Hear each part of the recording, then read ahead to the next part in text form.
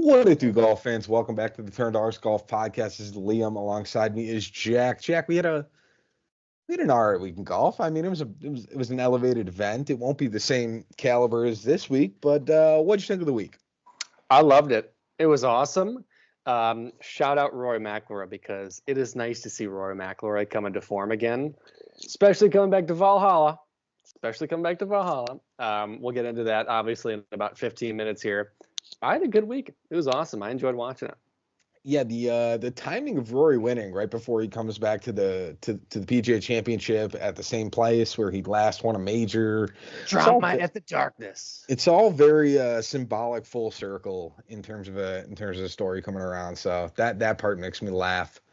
But no, good for him. And again, I felt a little bad for Xander because what? Even par. That's incredible. That's bad.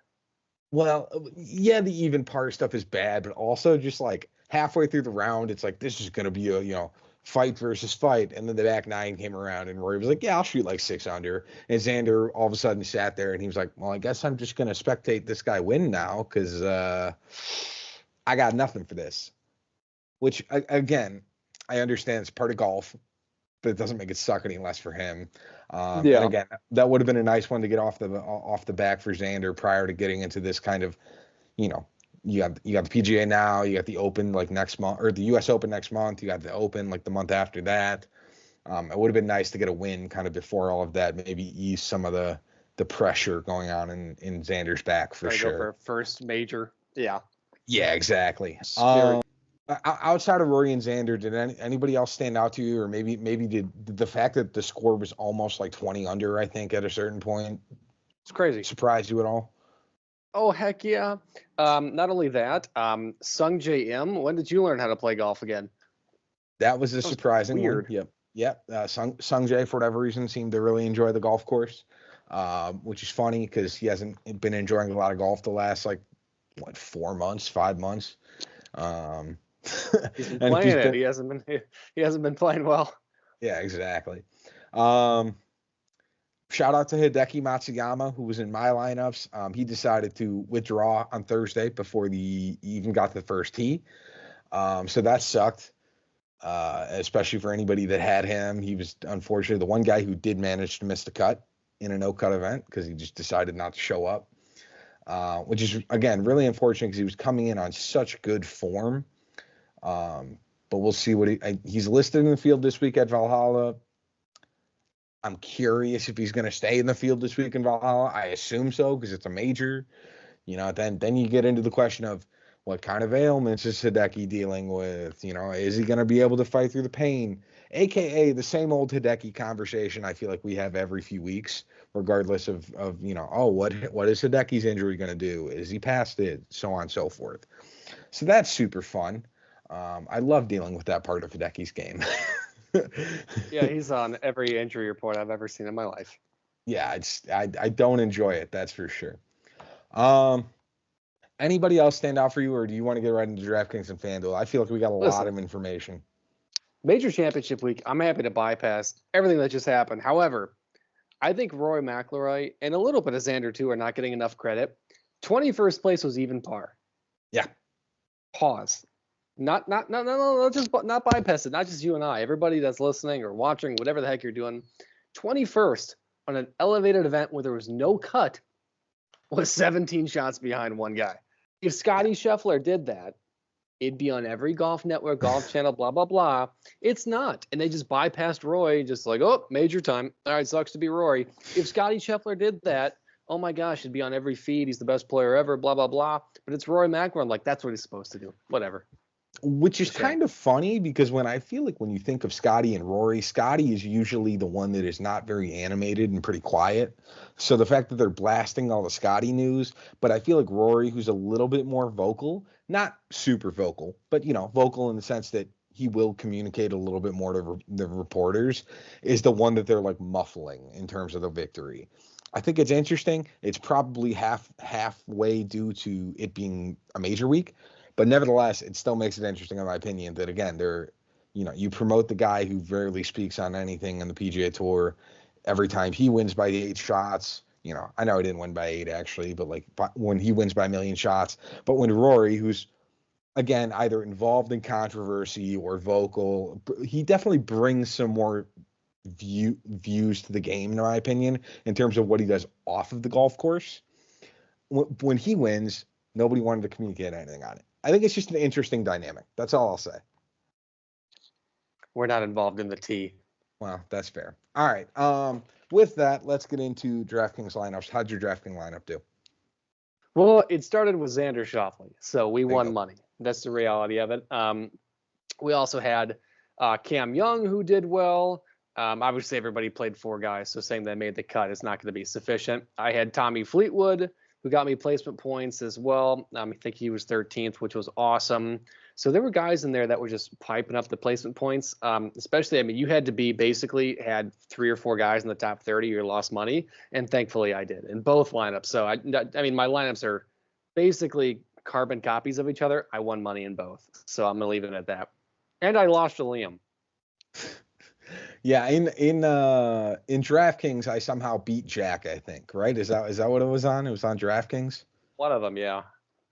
Which is funny because on both FanDuel and DraftKings, I had Hideki Matsuyama, so I picked the one guy who didn't play all 4 rounds because he played 0.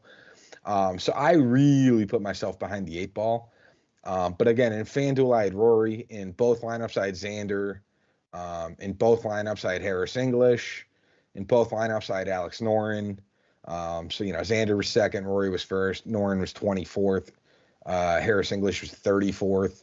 I had Pavon in both lineups, who finished almost last. That was really nice and super fun. Matthew Pavon is not a good golfer anymore. I'm just going to stand by that. On the PGA Tour, I know he'd wipe the floor with me in like a casual tournament, but on the PGA Tour, Matthew Pavon is just, for whatever reason, not a good golfer since he's won. So yeah, both of my lineups, again, I didn't do that well, but I did beat Jack and DraftKings with only 5 guys. So that's kind of a fun, tip of the cap for me. So, all right. Do you want to go through your FanDuel, or are you going right into bets? Mine were pretty much carbon copy. I won money in both. So, all right, easy enough. Good job winning. Bets. If you tailed along, you're welcome. We went 5-1 on bets, ladies and gentlemen. The king is back. The Mac is back. June 29th, Conor McGregor. But anyway, Jimmy Dunn has officially resigned from the PGA Tour's policy board. Breaking news here at the Turn Dog Golf Podcast. That is terrible, because that probably means the incoming LIV and PGA Tour agreement is not moving, and Jimmy Dunn separated himself from that doom. Anyway, 5-1 on bets for the week. Tommy Fleetwood, top 24 in ties, -120. We smacked the heck out of that. Xander Schauffele, top 20. We smacked that. Siwoo Kim, top 30. I told you, odds of the year. Locked that in, smacked. Kurt Kitayama, top 40, smacked. My favorite bet of the whole week, Roy McIlroy hit first hole fairway on round 1, smacked. The only one we lost was Cam Young, top 23 in ties. I think he finished 1 or 2 shots out of that, so it wasn't even bad. We finished exactly 2 units up, bringing us to 26.25 units up on the year. Yeah, it's really funny because hearing you say that, you had a bet that was like a positive one for Tommy Fleetwood, and I bet against Tommy Fleetwood, and they both won, which is not a very common statistic, I feel like, that most people are going for. But go us, I guess. Especially when Fleetwood's finished 13th. Well, yeah, it's because the guy I bet to beat him finished top 10. So, I got a little lucky there, and we'll take it. So, for my bets, I started with 5. One of them had Hideki in them, who again didn't even tee the ball up on the first tee, so that was voided. The other one was an Alex Noren over Victor Hovland bet, which should have been a win, but Alex Noren shot, I think, +6 on Sunday, maybe +4 on Sunday. So they ended up tying, so that one also voided. So I only ended up with 3 bets. First one was Rory McIlroy top 10 at +110. That was a win. Second one was Sahith Theegala over Victor Hovland at +100. Unfortunately, Hovland played well on Sunday. That was a loss. And then I had Max Homa over Tommy Fleetwood at -110. That was also a win. So I ended up going 2 for 3, and I gained 1 unit on the dot. That was it. Super boring. So I'm now positive 2.82 units on the year. Positive, baby. We're getting there. Oh yeah, we're just cruising through it. So super fun times. Into winners. Yeah, I had Tommy Flew to finish 13th and Kitayama who finished top 40. I don't know the specific number. I forgot to write it down. But anyway, take it away. 34th. First one is JT Poston, who finished, I think, like third from last. And then I took Rory, who ended up winning. So again, I can only take Rory once a year. And was it risky to take him in a non-major? 100%. But I think that's right, because you have a winner, I had a winner. Because I know I had Vahalla early in the year. And then you took somebody else. Right? I know I've hit on Scotty one time and maybe somebody else. I think you hit on Scotty and somebody else. So that might be winner number 4 for the year. Do I wish we would have hit the longer odds? Sure. But, I guess we're still getting winners, so no complaints there. So, yeah. You just did complain. You literally said no complaints and prior to that complained. I know. It's I just, I like hitting longer odds. More money's nice money. No. I'm sorry. I like winning on higher odds. It makes it feel like a better win. I know it's all the same, but it's all right. I'll take my Rory win. Two wins now in the year. Very nice. So, wild card picks. I lost. I had Cam Young top 10. Probably should have saved that for this week if I was doing a wild card on Cam Young. I liked it. He lost. He finished outside that, unfortunately. There we go. I had Benny on top 10 at plus 350. That was a win. That was a crazy number. I honestly don't know why I took Benny on top 10. I think his top 20 odds were like plus 220. I could have done those as well, but I chose top 10 and he finished third. So we take that. And then Myrtle Beach Classic, which if you watch that, I'm sorry. I'm a degenerate. That was hard to watch. I had Ben Griffin to finish T16 and Liam had, Andrew Novak at T54. Yeah, nothing exciting. I think Goddard won that last time I checked. Yeah, probably. I don't know. I think he was in the lead halfway through Sunday, and I was just like, I'm falling asleep to this, so we're turning this off. I tuned out. It was Mother's Day. I tuned out. Yep. Happy Mother's Day to all the mothers out there. But yeah, that caused Sunday golf to be a little bit of a challenge as far as viewing goes. Oh, all right. Yeah, for the fucking Myrtle Beach. Yeah, no, I'm not watching that. All right. Anyways, we are done with the Wells Fargo. We are headed to the PGA Championship in Louisville, Kentucky, at Vahalla. This is a par 71, totaling 7,600 yards. Last year's winner was Brooks Koepka. Some of the highlights of the course. Again, super long course, super skinny fairways. Greens are relatively small. Originally created by Jack Nicklaus. This was played as a PGA Championship in 2014 and 2000. In 2014, this course was a 7,400-yard par 72. So it plays a little different than it did 10 years ago, that's for sure. As far as some of the statistics to look out for, 6 of the last 10 winners have closed at plus 2,000 odds or shorter. There have been 2 winners who closed with odds above plus 10,000. Only one player with odds shorter than plus 1,000 has won the PGA Championship over the last decade, and that was Rory here at Valhalla in 2014. 8 of the past 11 winners of the PGA Championship finished T15 or better in their last start before winning this event. The only exceptions were JT, who finished T28 in 2017, and Colin Morikawa, who finished T20 in his last start in 2020. 6 of the last 8 winners on the PGA Championship played in a PGA Tour event the week before their win. The exception was Phil Mickelson in 2021 and Brooks in 2023. I think both of those were just due to the fact that they were on LIV. If my memory serves right, or was that not? I don't think Phil was. I don't know if Phil was on LIV. That might have been next year. Whoops. And then last one, since 2019, the PGA has been played in May 4 times, and the winner of the PGA has finished no worse than T21 at Augusta in the year's first major. 3 of the 4 winners finished T8 or better. Now, again, that is a very small statistic because it's just in the last 5 years, but just something fun to keep in mind. Yeah, and then this one, it ranks actually the 8th most difficult course out of all 44 venues. And in 2014, it actually ranked over half a shot over par relative to par. So we're looking at about 13 to 14 on the stip meter because I'm a nerd and I have this information offhand. Obviously, bent grass greens. We have bluegrass rough, which is my favorite, and a little bit of zoysia fairway. So we're going to get a little sponge. Yeah, this is the only course on the PGA Tour that they've played that's been over 7,600 yards that is played as a par 71. So it's crazy how long these guys are going to be playing from this week. It's going to make it a really nice challenge in terms of how that's all going to work out. So, all right, with that, are we going to group right into to DraftKings prices? Yes, and if you're new, because it's a major, welcome. Yep. Obviously, we dominated last week. You're welcome. We picked a winner. We hit one of our wild cards, hit both of our lineups. I think we went all on together. I think 7 out of 9 on bets. Yep. Welcome to the Turn Dog Golf Podcast. Right now, we're breaking down our DFS and DraftKings. Then we're going to get into bets, our winners, our wild cards, and so forth. So right now, we're capping all the DraftKings guys. Which are you wanting to start with the 13, 12, and 11 range?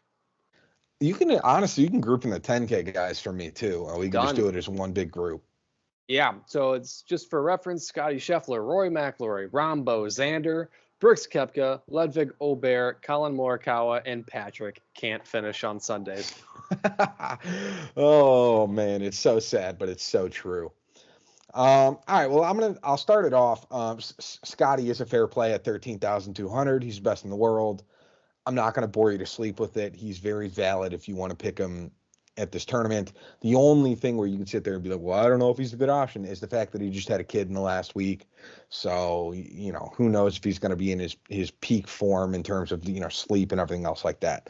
But that's all kind of semantics. It's Scotty Scheffler. I think will be fine. Then you go to Rory, who's, again, outside of Scotty, probably been one of the best players on tour the last month, maybe a month and a half. Calendar month. Yeah, calendar month. That's a good way to describe it. So again, it's very interesting if you want to go to this one. He does quite well in PGA Championships. He's won twice in the PGA Championship. And again, he's going to be a very good option. He's got plenty of driving distance. He fits this course quite well, hence why he won here in 2014. Both of them aside, into the rest of the range. Jon Rahm is an interesting play this week. The PGA Championship is generally the worst major for Jon, solely based on finishes. If you take the last 3 years into account, he finished T50, T48, and T10. That averages out to a finish around 36th place. If you take the other 3 majors into account, his average finish is 14th. Now, again, that's a statistic of 3 tournaments versus 9 tournaments, so it's not really the same, but it kind of gives an overview that the PGA is not his best event. It is a sticky statistic, but again, it's something to monitor when you're looking for a differentiator in the 10K range, or in his instance, the 11K range. Xander has probably been a top 3 best golfer on tour, right? Basically all season. He's probably going to get you a top 10. It's the only thing he's missing. Yeah, he just needs to win. So he's a solid option if you want to get to it. We have Patrick can't finish on Sundays, who I think has been playing awful, just to say it lightly. He's lost strokes on approach in 7 of his last 10 starts. To put that in perspective for Cantlay, he lost strokes on approach only 5 times in all of the 2023 season. Because of those inconsistencies, I'm fading him this week. And then I do actually really like Aubert and Koepka, but I'm going to let you talk through some of these names before I rattle them all off one by one. Oh, thank you. No, I'm just kidding. Yeah, Scotty Scheffler.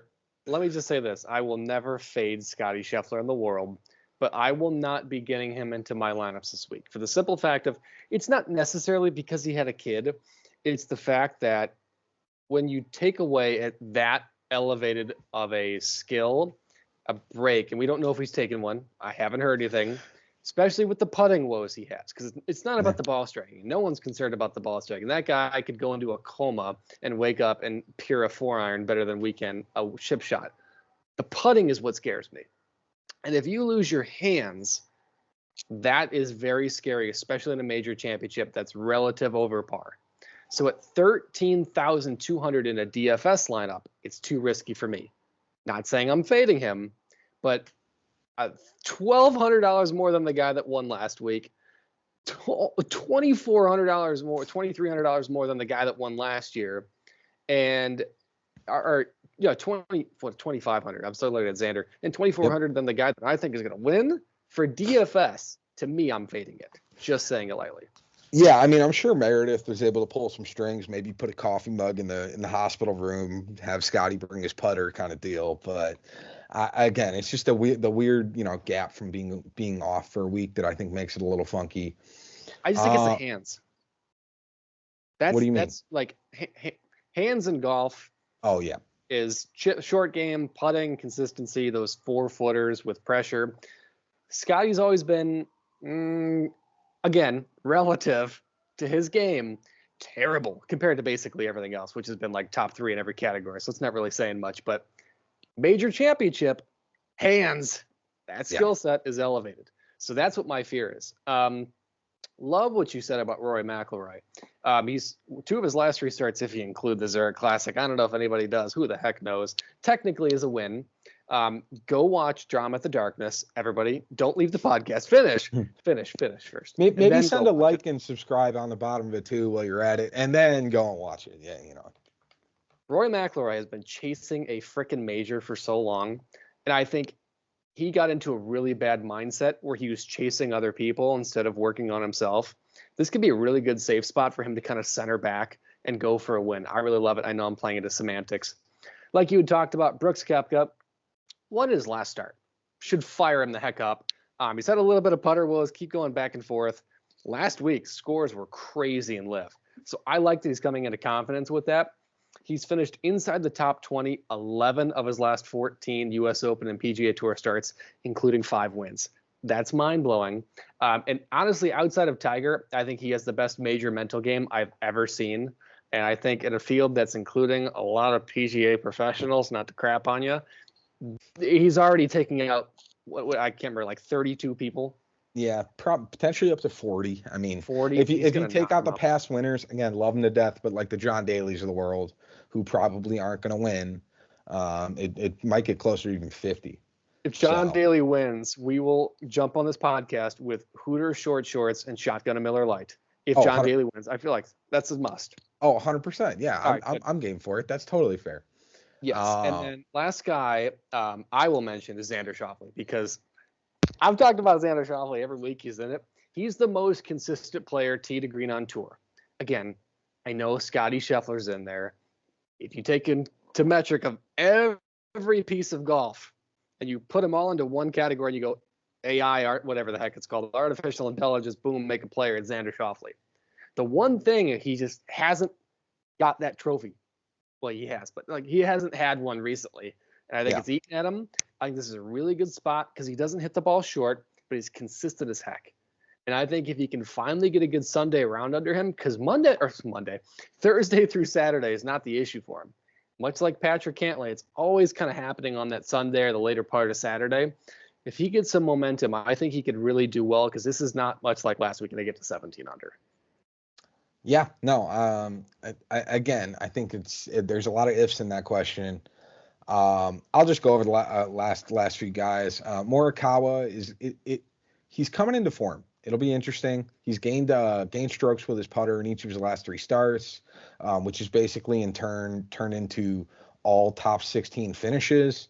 He's not going to have a high ownership this week. If you want to be very different from everybody else in this range, I can guarantee you Colin Morikawa at 10,200 will not be popular on DFS. If you have if only the top 1% win money, Morikawa is probably the guy you're going to want to go to in terms of that price point, just because of the upside he garnishes, basically, if he's playing half decently.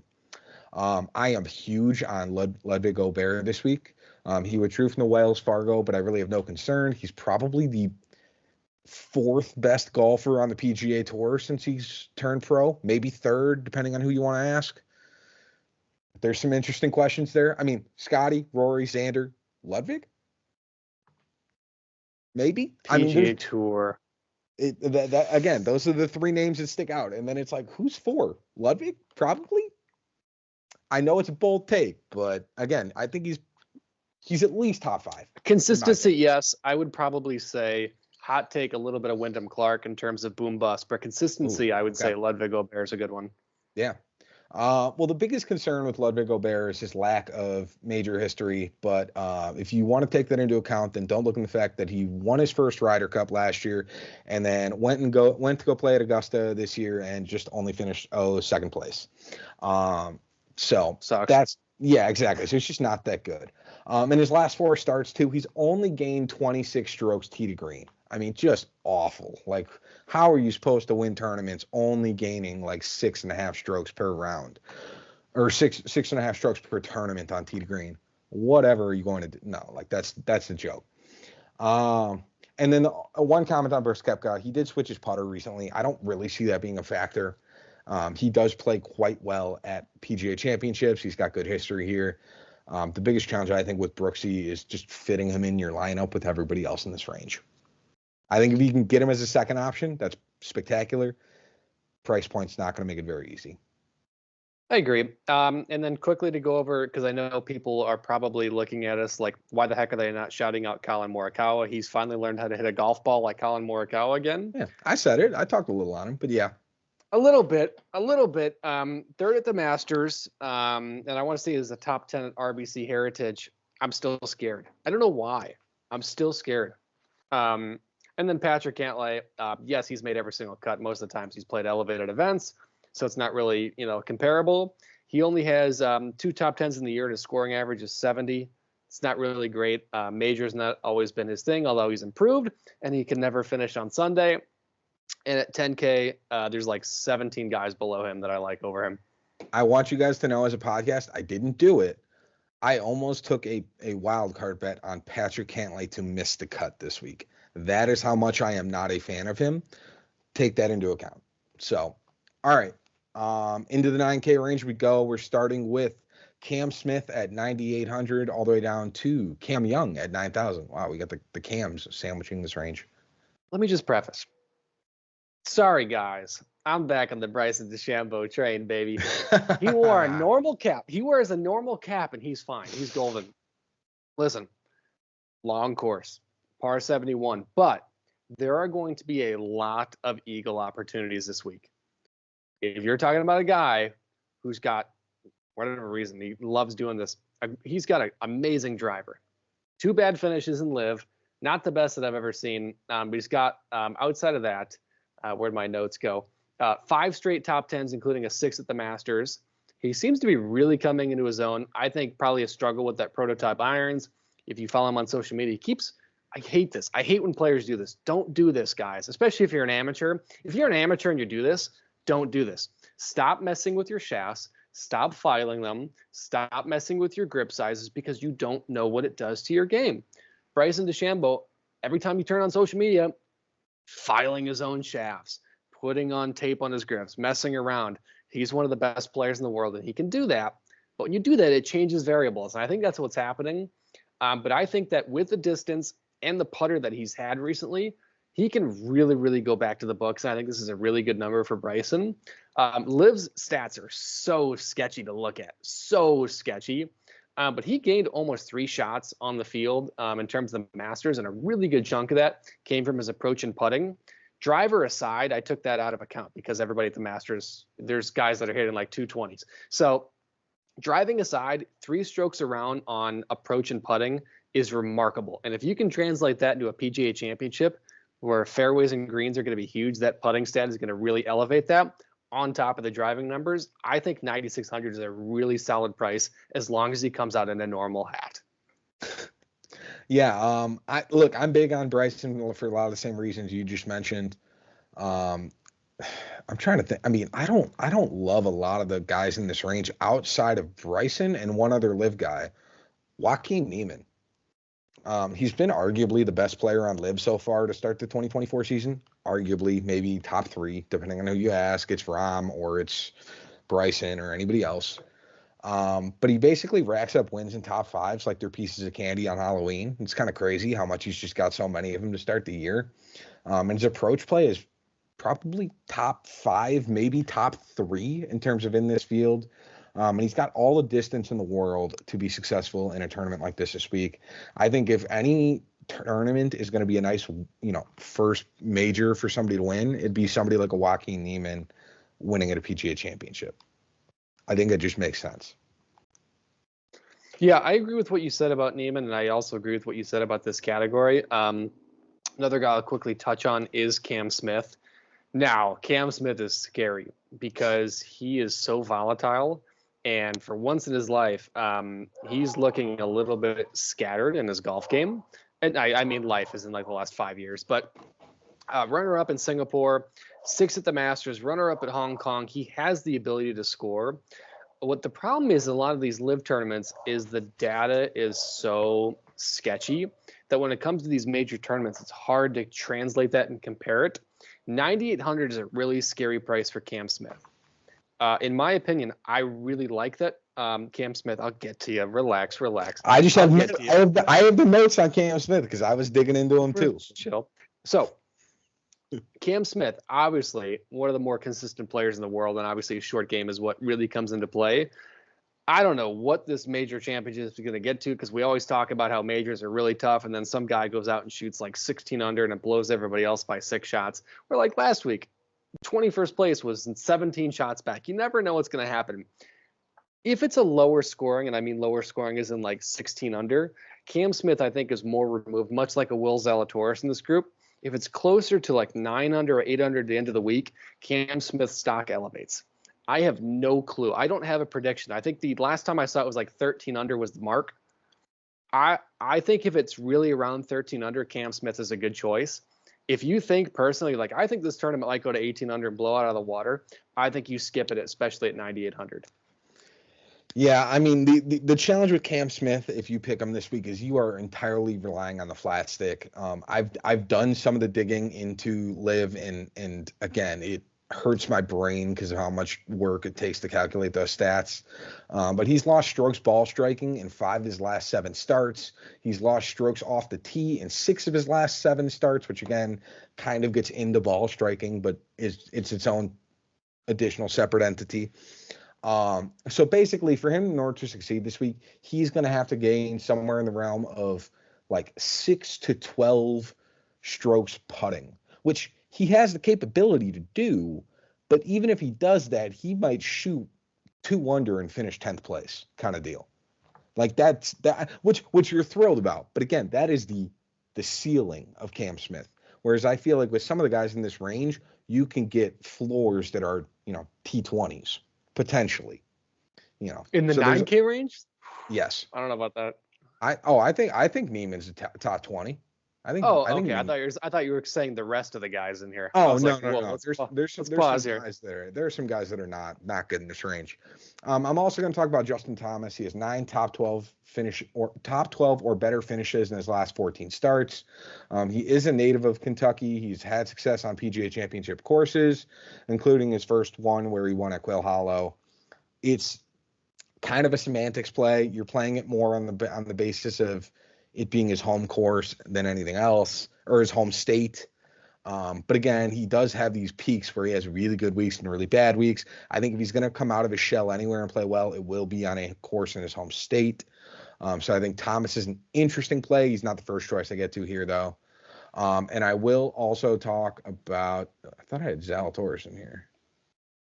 Maybe I don't. You might, while you look for it, I could talk about Wyndham Clark. I think he fits the mold above average. I'm not going to say great because he's streaky and he's proved he's streaky. I mean, he started at the Wells Fargo with like back-to-back 73s, a 72 and then a 73 again. Not going to do it in terms of a major finish. Maybe it will because we really don't know. But he's got really good driving numbers, really good approach numbers, and the putting inside of like 20 feet has been miraculous. So I think if he can get there, it's not a question. It's just, can he get there? And that's scary. At 9,500, it's a little bit higher of a price, but I think he fits the mold above average. But I do like Bryson DeChambeau and Joaquin Neiman more than that. Yeah, I think Bryson and Joaquin are going to be the first 2 choices I come to in this range. Homa is not an awful third option if you want to get to him just because of his consistencies. I found my stats on Will Zalatoris here. He had an awful showing in the Wells Fargo, losing strokes on every statistical category, mostly due to an absolutely atrocious Sunday. Usually I'm a fan of his on events like this where the winner will likely be the single digits, maybe low teens under par. But his form has just not been great. I would prefer to avoid him this week.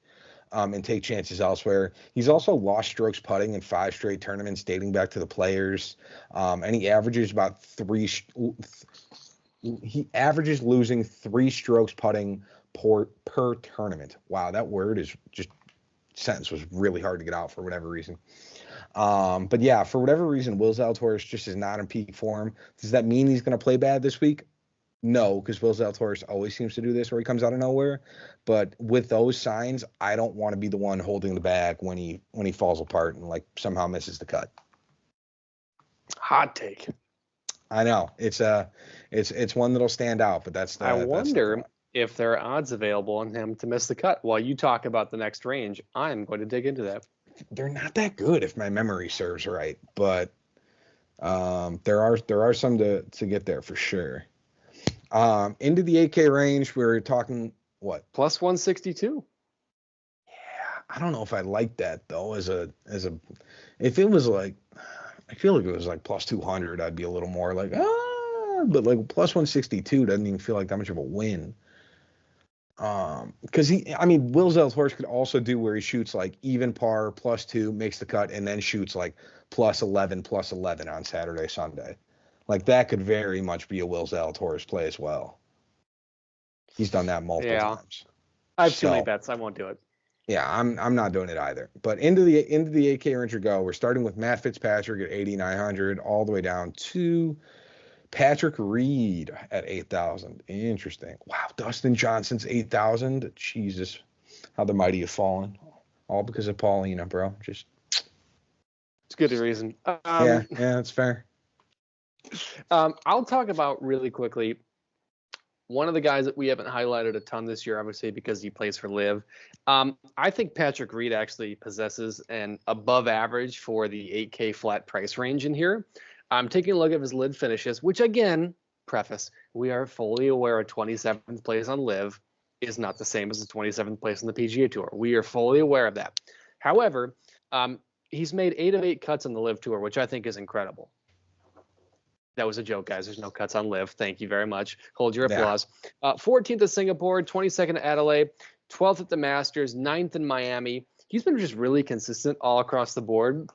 He has obviously a little bit of volatility where volatility for him is like 75. It's not 77. It's not 78. Major championship field. I think that really serves him. He has one of the best hands I've ever seen in the game of golf. And that's saying something because Patrick Reed, if you're listening right now and you want to come on and talk to us or invite me out to play golf, I'd love that. That'd be awesome. You're my man. But you're a piece of You are a rude person to a lot of people, and I would drop stories that I've heard from the Inklings that would make people's toes curl. But he's really good at golf. He's got an incredible short game. I think he has underrated distance. I don't think a lot of people talk about Patrick Reed when they talk about distance. Guy hits the ball pretty dang far. Maybe not for PGA Tour, but for relatively, hits it a country mile. I think 8K is a really good price for Patrick Reed. I really do. Yeah, I'm not opposed to Patrick Reed this week either. I do think there are a couple of guys above him that I would probably take some priority over him. I think Tommy Fleetwood at 8,700 is been on absolute fire. He's been a stick more or less in all aspects of his game. He's above average on all strokes gained categories and has 3 top 13 or better finishes in his last 4 starts. Again, the Tommy Fleetwood maiden victory is quickly going to be approaching here. Well, PGA Tour maiden victory. Because he's won on the Euro Tour. This tournament's not in Africa. Yeah, exactly. That will be coming shortly. Do I think it's this week? No. Do I still think he has good likelihood to finish top 10? 100%, because he was, 3rd at the Masters? So I'm very okay if you want to get to Tommy Fleetwood at 8,700. If Hideki plays this week and he's not injured, he's an interesting option at 8,600. If you do that, keep tabs on the injury report. That's all I'm going to say, because he's gone 11 for 11 on making the cut at the PGA Championship. The biggest concern is whether he's going to make it to the first tee on Thursday.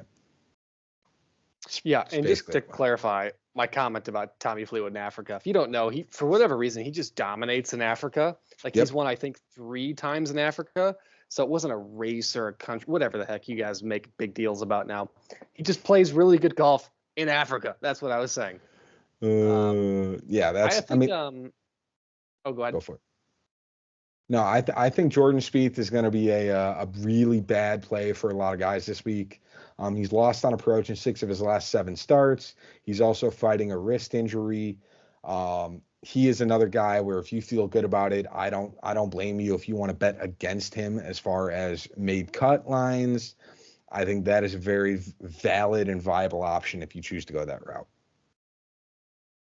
That was not what I was going to touch on, which is nice. Wow. I was going to say Matt Fitzpatrick, I think, is being quietly overlooked once again in a major championship. He's really consistent. He's not going to go out and shoot 64, but he's not going to go out and shoot 77, much kind of like how I said to the effect of Patrick Reed. Yeah. He's done a lot better outside of the Wells Fargo since we crapped on him at the API. 5th at the Players, 10th at Valero, 22nd at the Masters, 28th at RBC Heritage. He's got that game. He possesses it. I think at a major, he may bring it out, but I think he's being very overlooked. Very overlooked. Yeah, I mean, I think he's a viable option. I think this 6K, I think this 8K range could be very interesting. There's a lot of guys that I think could be fair play in here. The biggest issue is, again, just going to be avoiding those landmines in this range because there are some bad choices around here for sure. It's just picking the one that makes the most sense logistically that won't hurt you. Like, I feel like Dustin Johnson is potentially a landmine. He's lost strokes on approach, around the green, and putting. He's going to be low owned because of his monumentally awful performance at Augusta, losing in basically every strokes gained category. Like there's guys like that all over this range, and you just got to know who to avoid in order to make sure that you don't put them in your It just depends if Dustin Johnson picks up a big kid.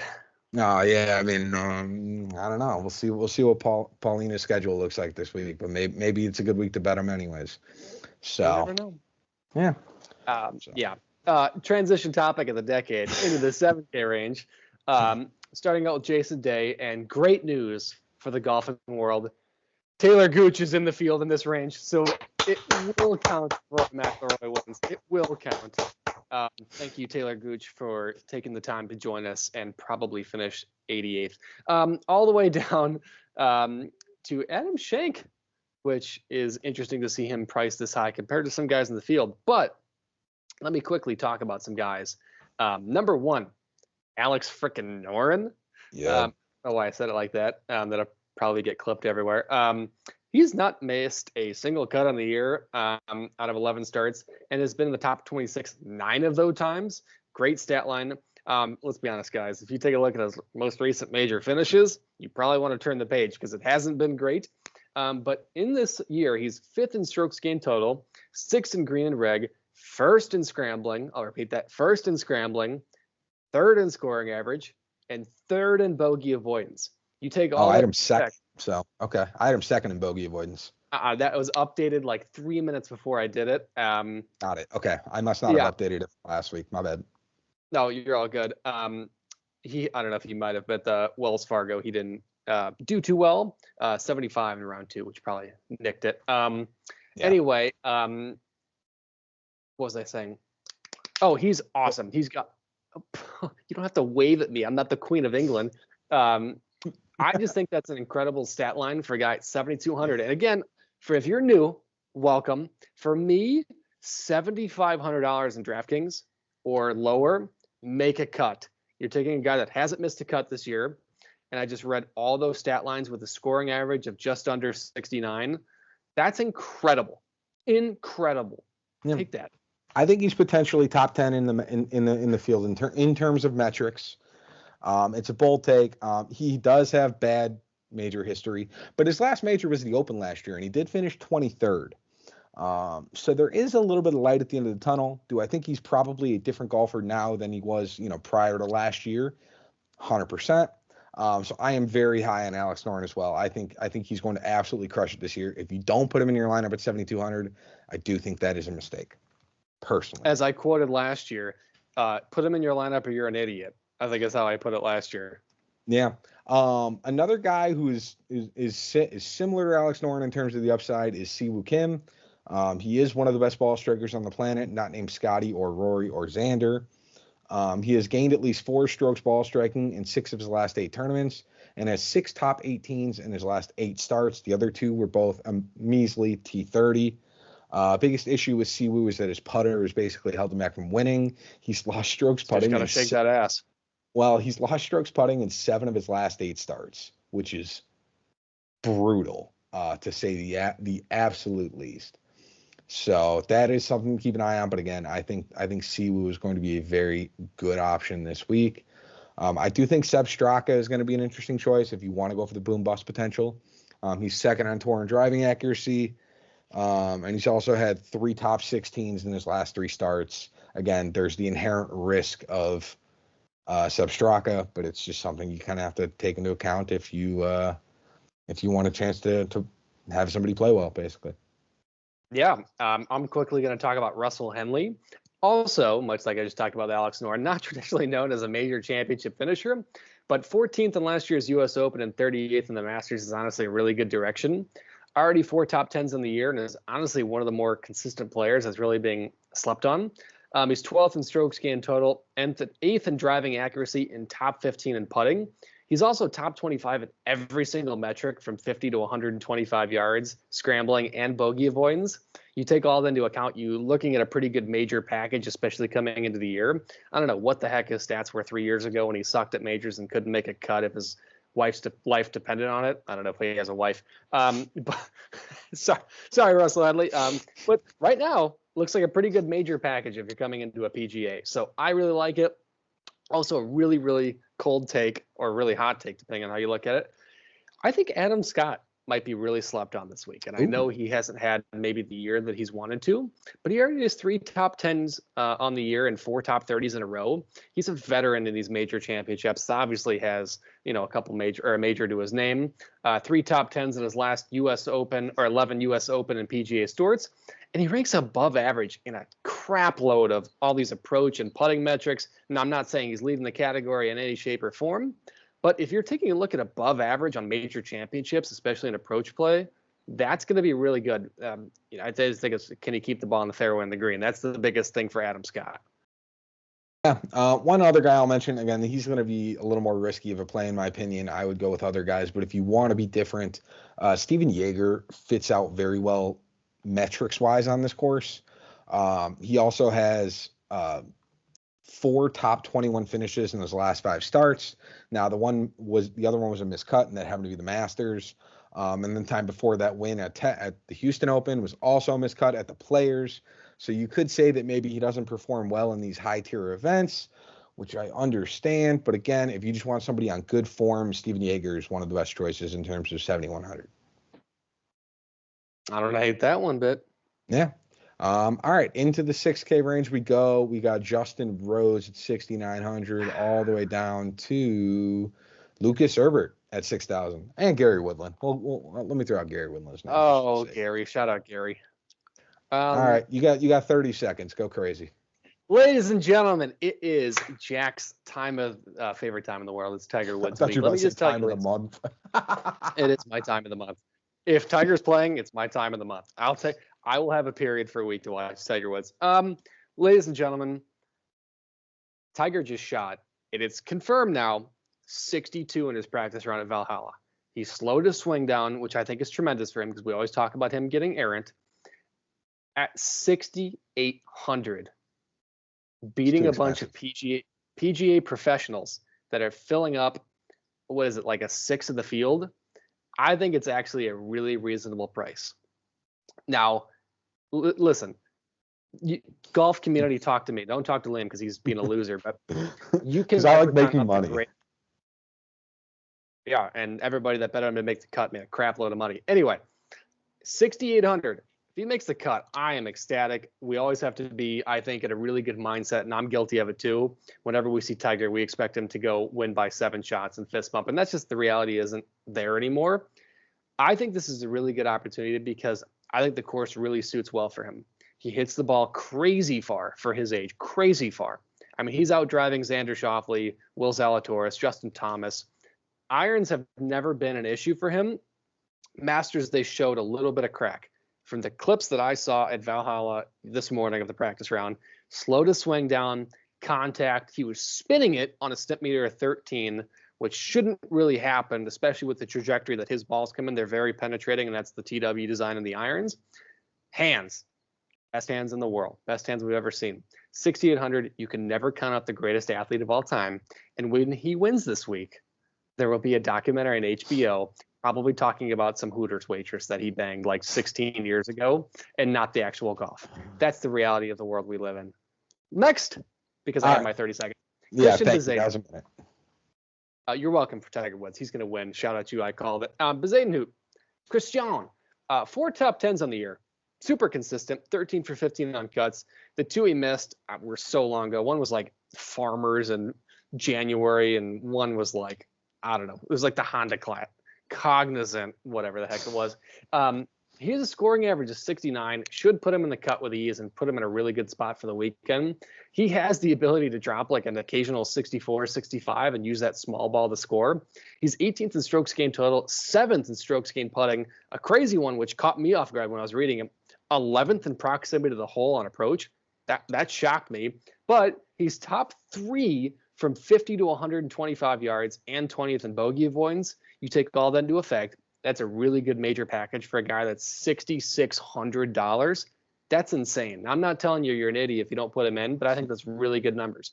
And that leads me to Tiger Woods, and my 30 seconds will start now.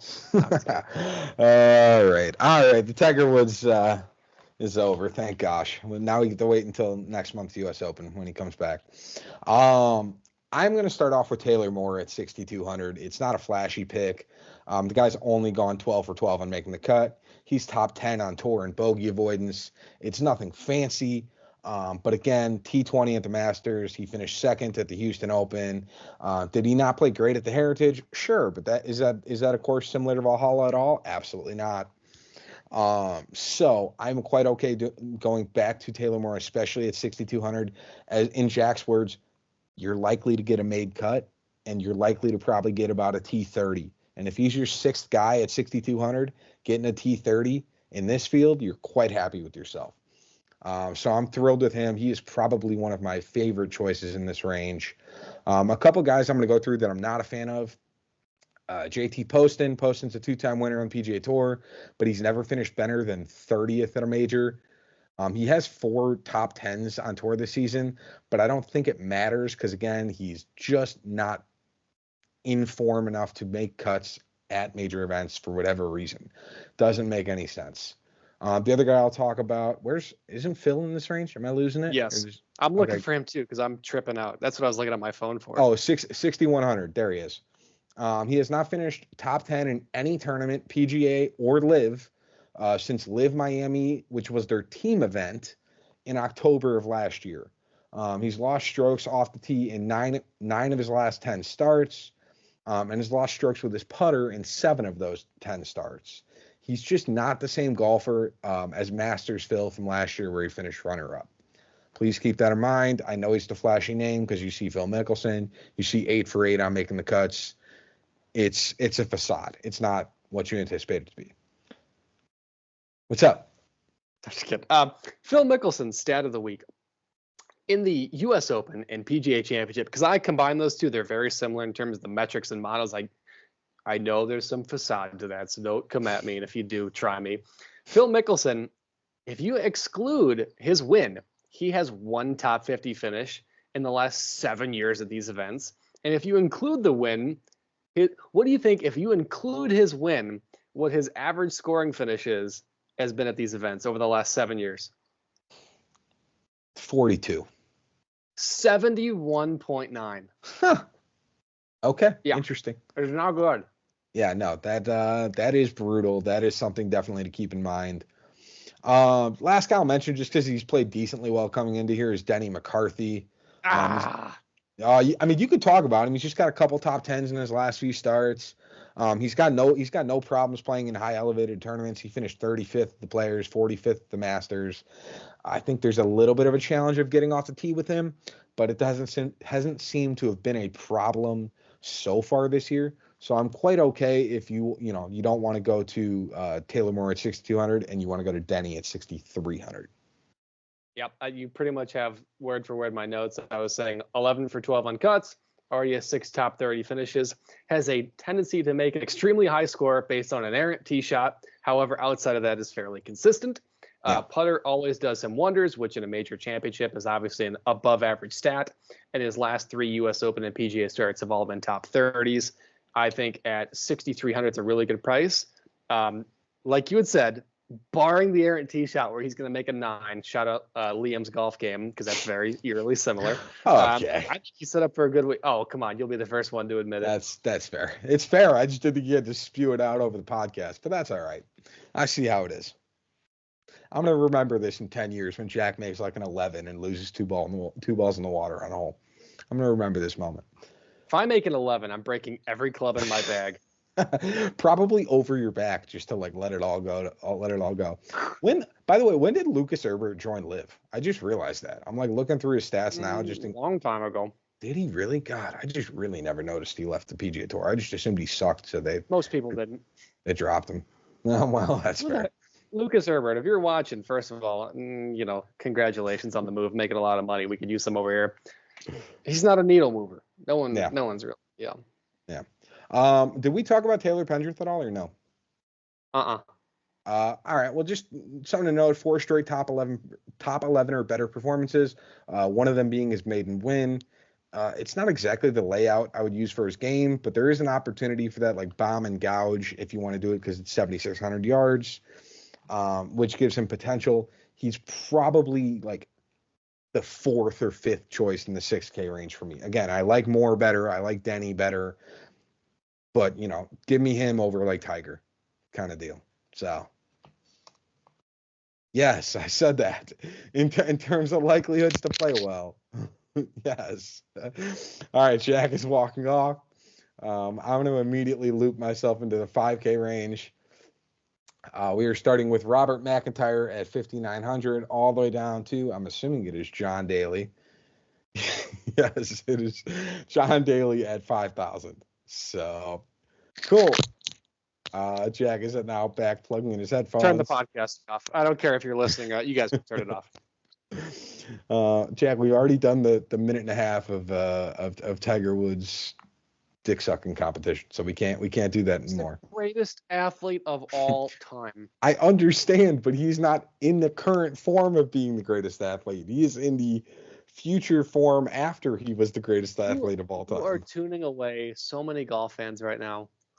No, what I'm tuning in is golf bettors. The golf fans will understand that Tiger Woods is not the same person he was 15 to 20 years ago when he was winning all those tournaments. He had way too many back surgeries, way too many leg injuries. Okay, I understand. I hope he wins. For everybody's sake, I hope he wins another tournament. But statistically, it is not worth getting to him in any asset or any form whatsoever when it comes to a major. What in the world are you doing with your hands? Well, they just feel comfortable this way sometimes. I don't know. I was like, anyway, that was ridiculous. Moving we're on. We're in the 5K range. I already said it. Robert McIntyre to John Daly. Do you want to talk about Sebastian Soderberg? Yes. This guy texts me some of his notes. I'm like, okay, first of all, you don't even watch these alternative tours. This guy, PGA Tour, fine, you take whatever you want. Other tours, this guy goes, yeah, I like this guy Sebastian Soderberg or whatever the heck you said. I'm like, that's Soderberg. Yeah, well, now you know. You know, whatever. Anyway, Swedish gangster. I already put up a TikTok video. Go watch it out for my 3 dark horses. 3 top 3s in his last 3 starts. Hit 6 top 10s on his last top 10 starts in the DP World Tour. That gave my mind a little trip. Scoring average of 69. But has already shot 63 and a couple 64s in the year, made every cut in the DP World Tour, including number 4 on the rankings, crazy strokes gain measures, which again, I know they don't translate well because some people pop in back and forth, so they don't translate over. And he made the cut at last year's U.S. Open, so he has the experience. He's played U.S. Open, plays a lot harder than PGA. Getting in, I think at $5,700, this is a crazy, crazy, crazy opening. Second, before Liam steals my other guy, Tim Whiting. Nope, not taking him. You can take him. Yep, thank you. Let me just tell you real quick. Going to be the Corn Ferry Player of the Year. Let me tell you why. You know what his last 2 starts were? Win and win. Win and win. Yep. Top 5s in 9 of his last, including 5 top 11s in his last 9 starts. In his last 8 rounds, his worst score is a 67. In his last 8 rounds, his worst score is 67, including a 62 and 2 63s. He's got a scoring average of 68 across the entire Korn Ferry season. He has an average of 7 bogeys per tournament, but also 20 birdies per tournament and almost 3/4 of an eagle a tournament. You take all that into effect with a course that has a lot of opportunities for eagles. Bogey avoidance is pertinent. I think at 5,600? This is a really good target here, diamond in the rough, let me tell you. Yeah, again, I'll comment on it. I'm a big fan of Sebastian Soderberg as well this week. He gained 13 strokes in each of his last 3 starts total, as far as strokes gains metrics go. I'm also going to talk Mackenzie Hughes. He's finished top 15 in 3 of his last 5 starts. He also finished second last week in strokes gained putting. These are the kind of tournaments where like the Mackenzie Hugheses and the Adam Svensons, these like obscure, like not obscure Canadians, because these guys are on PGA Tour, but like these guys that are usually finishing like T45, all of a sudden pull out top 10. I think he's one of the more viable options in this 5K range. The other guy I really like in this range outside of Soderberg, and probably like him a little more than Mackenzie Hughes, is Jordan Smith. He has 4 top 24s in his last 5 starts. Is top 20 in the field in strokes gained off the tee, where he's 11th, approach where he's 20th, and strokes gained tee to green where he's 4th. His biggest weakness is his putter, where he's kind of like Siwoo Kim, and he's potentially one of the worst putters in the field. But if you can get him, and he's going to be like a baby Siwoo this week for the price point of 5,500 on DraftKings, that sounds like a spectacular 6 guy in a DFS lineup for me. So I'm all over Jordan Smith at 5,500. So yeah, I think this range is like 80% PGA professionals and senior tour. Yep. I think because it's long, the only senior tour guy I would possibly put is Patty. I love Padraig Harrington. He's one, like I said, he's my mom's favorite golfer, maybe outside of Stuart Sink. Outside of that, very scary category because it's all volatility. All of his volatility. It's very scary. You may have a guy like Mackenzie Hughes, who I know you touched on, has been really consistent.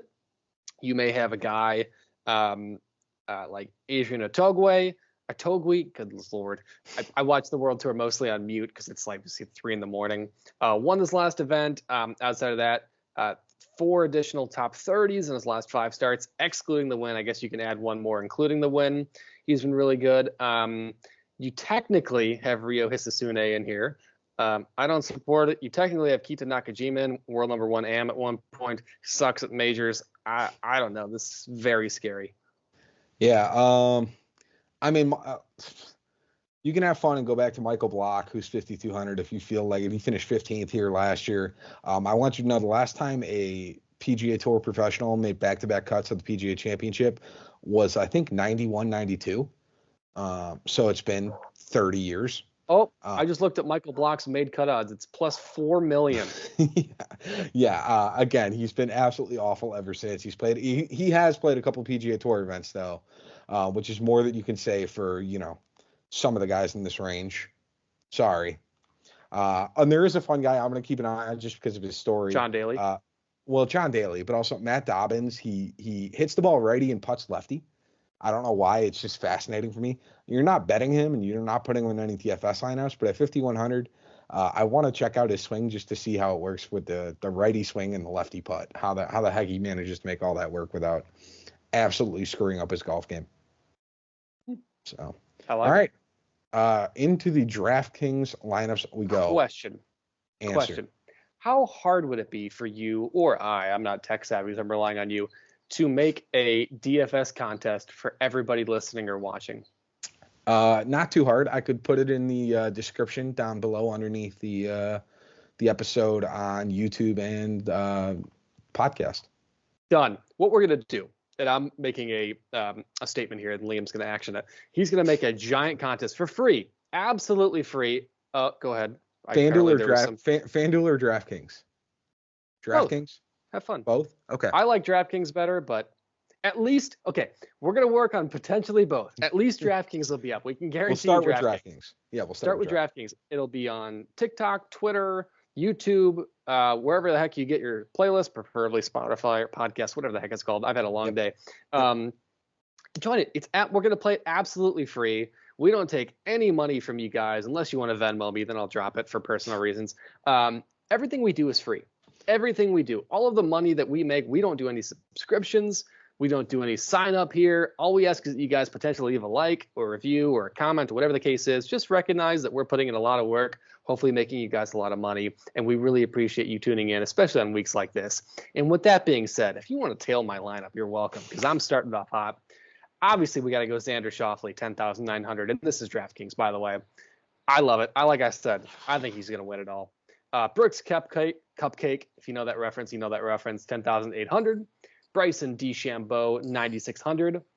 My risky play, obviously there's a little bit more, but Adam Scott at 7,300. I actually really like that. Then Sebastian Soderberg at 5,700 and Tim Whiting at 5,600. Yeah, there you go. There's some fun plays there for sure. But I'm curious how your lineup will do. Again, I actually think my lineup is going to be pretty good as well. If one of the two of Whiting and Soderberg make the cut, I will do. I'm preferring it Soderberg for the record, but yeah. I think it will do really well comparatively, because I don't think a lot of people are going down the whale hole unless you do some research and find those guys, or you're a degenerate like me. Yeah, well, I mean, I managed to find them, and you joked that I'm not that much of a degenerate, but that's okay. You want to talk about it? On my DraftKings lineups, I went a little bit more middle of the road. Again, you went quite top heavy there with Xander and Brooks, although I guess not that much different. I started with Rory at 12,000. Then I'm going to Ludwig Gobert at 10,500. Then I'm going Hideki Matsuyama at 8,600. Then Alex Noren at 7,200. Taylor Moore at 6,200. And Jordan Smith at 5,500. The better Jordan S, in my opinion, to bet this week. Time out. You think that Jordan Smith is going to beat Jordan Spieth? I think that Jordan Smith is the better betting option in terms of upside than Jordan Spieth this week. Just wanted to clarify that. That's what I said. I said he's the better betting option. Please listen closely when I say what I say on this podcast, because I know Jack does it to make sure everybody else pays attention. But when I say betting option, I'm not saying he's the better player. I'm not saying any of that stuff. I am saying this week with Jordan's wrist injury, with all the other things that go into play, like Jordan's approach play not being good at all, I think that there is a better chance to bet on Jordan Smith than there is on Jordan Spieth. That'd be a fun head-to-head, but I guarantee those odds will never be created. I would do it with you just for the sake of fun. $1,000? No. How about a beer next time we golf together? How about that? We are definitely gonna do that. And if I win, I deserve a lot more than a beer, because I took way worse odds, but that's okay. No, nope. I know. Take your big play there. It's all right. When I beat you, I'm gonna shove it in your face. Whatever that drink was, we had by the way, we had this cocktail when we played golf a couple weeks ago. It was called like On Par. Oh my Lord. It was strawberry Fanta, vodka, the women that served it to us did call it alcoholic lemonade and called us wussies for it. But they gave me their number. Yeah, and then Jack got one of their numbers. So they saw my arm bracelet, like, dang. Anyway, back on track. I kill with the cart girls or cart men. I don't discriminate. John Rahm, 11,900. If there's one week that I think it's going to be a really good bounce back for Rombo, it's this week. Brooks Koepka, 11,600. Xander Schauffele, 11,400. Alex Noren, 8,900. Tiger, find a Perkins waitress. Woods, 8,500. And then Sebastian Soderberg to round up the lineup, baby. That's why I said if Sebastian's going to do it, I think he's going to do it. But God, that's crazy that on DraftKings, Noren is 7,200. On FanDuel, he's 8,900. Ugh. Wait, what is he on DraftKings? 7,200. He's way cheaper. I know there's the price differential. Everybody, screw Adam Scott at 7,200. We're doing Alex Noren. I don't know how I missed that. Yeah, I don't know. You're pointing that out. Why? I don't know why in the world I would have done that. But on FanDuel, 8,900 for Noren is crazy. I must have misclicked that, because there's no way I'm taking Alex or Adam Scott over Alex. I've had a beer with Adam Scott, but yeah. No, that's fair. All right, for my FanDuel, I am going Rory McIlroy, 12,100. Ludwig Gobert, 11,800. Tommy Fleetwood, 10,200. Joaquin Niemann, 10,000, Taylor Moore, 8,200, and Sebastian Soderberg at 7,700. I think, honestly, this is weird to say, preface, because I'm high on Sebastian, so it's a feeling thing. I think Taylor Moore is probably the scariest guy of that 6 group. I agree. Huh. But even then, Taylor Moore is probably the safest, one of the safer options to make the cut of any of those guys in that range. So, I mean, Taylor Moore may finish like 55th. That's fine. But if the other 5 guys make the cut and Taylor Moore finishes 55th, I would know a shit ton of money this week. So that's all that matters, baby. I'm not mad at it. So all right, into bets we go. How many bets you got? 25, 30, 40? Lord knows. Everybody strap the F in. Number 1. Let me just preface once again. For anybody that skipped to this part, you're welcome. My name is Jack. I'm up 26.25 units on the year. Bet number 1 for the PGA Championship. Xander Schauffele, top 20 is -110. Now, again, by the time you probably listen to this in your car on Tuesday morning, that might have a 2 in front of it. I'm a degenerate, and I set an alarm for 10 a.m. when those odds go live, and your boy is betting that. That was ridiculous. -110 for top 20. Number 2, also a -110 for top 20 is Brooks Koepka. That one's a little scarier to me, but I really love it. I think he's going to outclass that. Cam Smith, top 40 is -160. Scary. Listen, we're supposed to be promoting the bets, getting people involved. You're telling okay, but here's the thing though. Yeah, I think top 40 is a good number for him. If you can get him top 40, it's a good number. If you get him top 20 or top 30, I'm a little more nervous about it. But top 40, I can -160 for an Open champion who has one of the best. Yeah, exactly. I had to take that. I get it. I'm just busting your balls because I can. And let me just preface once again, 2 units up, 26 units up, baby. And that leads me to my next bet, which is Matthew Pavon to beat Victor Perez at -150. I think Pavon has not shown that he's been a high caliber golfer. And I think at those odds where Victor Perez has been very average, I think it's average in the sense of he's finishing like 40th place, like very. No, I'm very happy with what you're saying because you're promoting my bet. But what? Okay, yes. Continue. Oh, but Matthew Pavon, it's here. It's the Sepp Straka, Sam Burns effect. More likely, it's been here, but the ceiling is higher for Pavon. So at -150, I'm happy to take that. And it sounds like talking this, you may have a different perspective on this. Just a little bit. Well, hit me with it. I mean, mine is Perez over Pavon just because of the fact that some of the major finishes of Matthew Pavon he's not been in a lot of majors. He was 106th at the Players. He was 50th at RBC Heritage. He was 3rd from last in Wells Fargo. He did play decently well at the Masters, which, I'll applaud to him. But that's 1 out of 4 tournaments. And again, this is not going to be an easy course. I think Pavon is playing in awful form right now.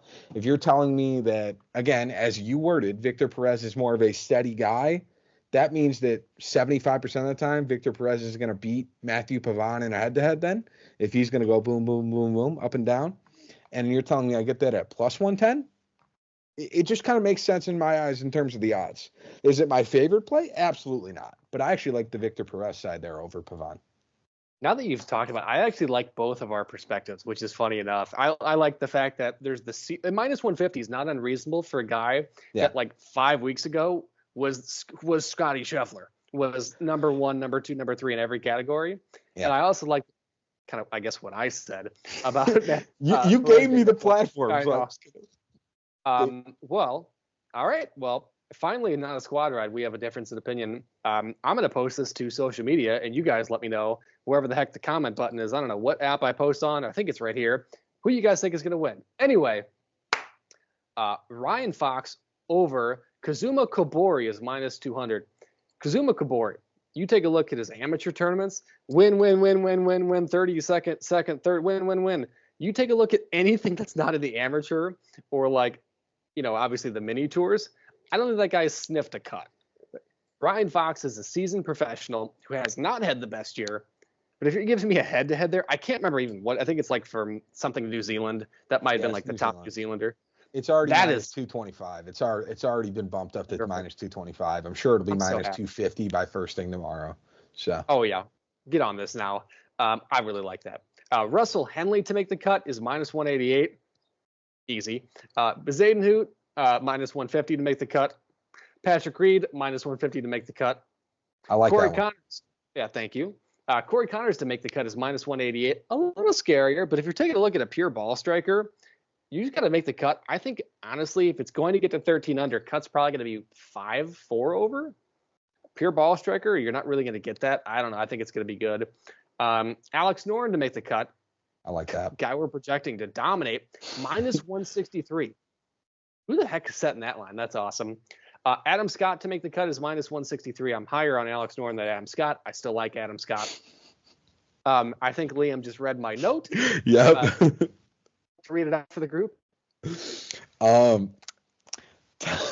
Tiger fucking waitresses Woods made cut plus 137. That's the note, baby. He's making the cut plus 137. You cannot take that away. And especially with the note in there, that's just going to give him the will, the energy to get in there. Keep going. I have Sebastian Soderberg, top 40 at plus 250. Tim Whiting, top 40 at plus 320. I have Xander Schauffele, Ludwig Aubert, and Patrick Cantlay, top 40 at plus 120. That's a little scary compared to those odds, but if they perform how they should, I think that's honestly really good for top 40.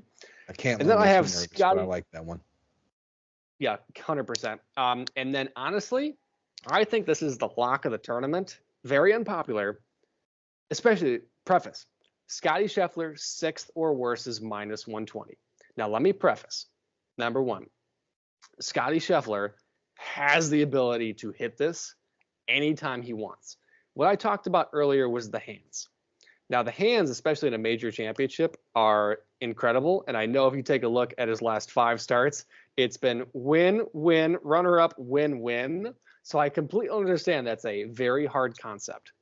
But I'm not taking into account like what you had said earlier, like sleep or semantics or anything like that. Ball striking, I said earlier that guy could take 6 pints of heroin, wake up from a coma, get hit in the back of the head with a baseball bat, and still pure as 6-iron. Yep. It's the hands, chipping and putting. And I think that's what's going to break it. And I honestly see him getting like 11th place. Like, it's not going to be like a missed cut. But you're telling me in a field of 152 players that 6 people can't beat him or have the opportunity to at minus 120 from an odds perspective, and he hasn't played in 3 weeks, almost a month. That's scary to me. So I genuinely like that. I mean, Scotty's about to finish 5th place. you know that's what's happening now. All right, I have way less bets than Jack. I'm gonna go through them really quick. We already went over. I like Perez. Give me my Gatorade. I like Perez over Pavon, so I like the other side of that coin from Jack, just based on Perez's consistency and Pavon's lack thereof. I like Brooks Koepka top 20. I got it at minus 15 because I'm not psychotic like Jack, hopping on at 9:59 and 59 seconds to look at bets. I have Joaquin Niemann as the South American. That's over Emiliano Grillo, Alejandro Tosti, and Camilo Villegas. Villegas made the cut at the Masters for his first made cut at a major since 2015, which is crazy. So I really think it's Joaquin Niemann over Grillo and Tosti at minus 160. And then I have Hideki Matsuyama as the top Japanese over Kita Nakajima, Takumi Kanaya, and Ryo Hitsune. Now, again, is there a little bit more name value to those 3 names? Sure. But I think Hideki is pretty much head and shoulders above the rest of those guys in terms of if his head and shoulders are healthy. Well, yeah, if they stay connected to his body up until Thursday, then those other 3 guys in terms of PGA Tour pedigree and things like that. I also like Akshay Bhatia over Tom Kim. That is plus 100. Again, I think with the distance, Tom Kim is potentially going to struggle this week. And my last one could be a wild card, but I have it as a normal bet. Alex Noren, top 30 at plus 220. Yeah, and for everybody that's thinking, how is Alex Noren plus 220? Right now his finishing position, and if you don't have your book that's betting or finishing position, right now I believe it's only bet 365. So if you're not sure how to bet that, that's how you get that. It's set at 59th or better is like minus 120. So 30th at plus 220, number one, I think that's really good. But also the odds are spectacular. Yeah, for whatever reason, they're not high on Alex Noren. I think it's because of his performances in majors. But again, I'm very comfortable going to him this week based on how he's done recent form-wise. So, all right, are we going winners or wild card picks? Let's go wild cards picks. Let's save the best for last. Cool. Mine, Bryson DeChambeau, top 20 in round 1 is plus 230. Now, if you're wondering what a wild card is pick here, it's a bet that we actually like with higher odds than we're maybe more comfortable putting on. Now, I know we had like a plus 260, plus 250 in mine, plus 220 in Liam's. It's just something we're not comfortable putting a full unit on. But in Bryson DeChambeau's last, let's take a look at his last 6 round ones, 73, 68, 65, 71, 65, and 63. That looks really good to me, especially in top 20. Number one, you're giving me the distance numbers, the putting, and I think there's a lot of eagle opportunities, especially in round 1 where everything's a little bit softer to start the week. So I think that's honestly like a really good number. Yeah, I like your wild card pick there in terms of Bryson. Again, you and I are both pretty high on him this week. My wild card pick is gonna probably piss some people off, but I'm taking Cam Smith to miss the cut at plus 225. Again, I've talked about it a couple times now. Outside of the putter, there is nothing going good about Cam Smith's game right now. I'm okay taking the chance on this plus 225. I really am. Again, I think with his driver and his irons, he's going to struggle. It is not going to be easy. Might he sneak in on the cut on the number? Sure. But again, that is why this is a wild card pick.